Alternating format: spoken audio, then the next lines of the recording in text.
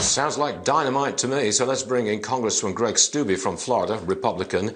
Congressman, he just said this is bigger than just one account and will go on beyond the inauguration. Sounds to me like an ongoing plan to censor conservative opinion. What are you going to do about this? Yeah.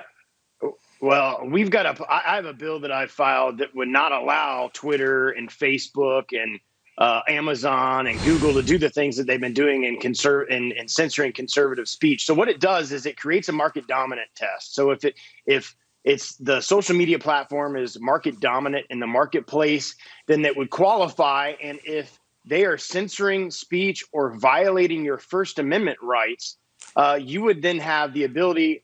It would remove Section 230 liability protection. You would have the ability for a private right of cause of action to file a lawsuit against Facebook or Twitter. So when the New York Post story was censored on Hunter Biden, the New York Post, if my bill were to pass, could have filed a lawsuit against Twitter at that moment and either gotten damages or had them rectify the situation of the censorship. Congressman, hold on a second. I just want to repeat what Twitter, they've got a statement issued to Fox News. Here's what they've said. The remarks shown in the video were delivered to our more than 5,400 employees and are nearly the same words Jack shared in a recent tweet thread offering context around and reflections on our work to protect the conversation in recent weeks. Okay, let me move on from there.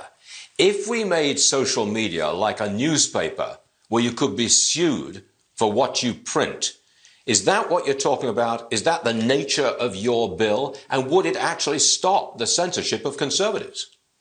Yeah, it's absolutely what the point is. See, the reason why Twitter and Facebook can get away with this is because of the Section 230 liability protection that they have in federal law that protects them. They can do whatever they want because they know that nothing can happen to them. Newspapers like the New York Post or Fox News or other media platforms can't do that because they don't have liability protection.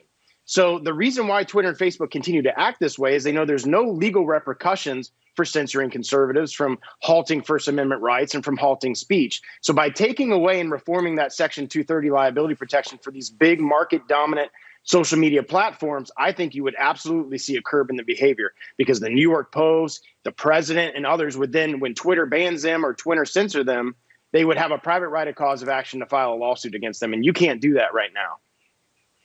Do you think that this censorship is a real threat to our democracy? Seems to me we're just clamping down on free speech and forcing us all into a narrow band of opinion, which we may or may not share. I think this is a serious business, Congressman. It absolutely is serious. And because Facebook and Twitter and Google and Amazon are so dominant in the marketplace, just like what you're seeing, what's happening with the president, just like what you're seeing, what's happening with Parler. So Amazon takes them off their web services and suddenly their business is out of business. For these specific companies to have that much power to control the conversation of those Americans in our country is absolutely appalling, and it violates our First Amendment rights. So because they're so big, and because they've gotten so big because the federal government has given them liability protection through Section 230.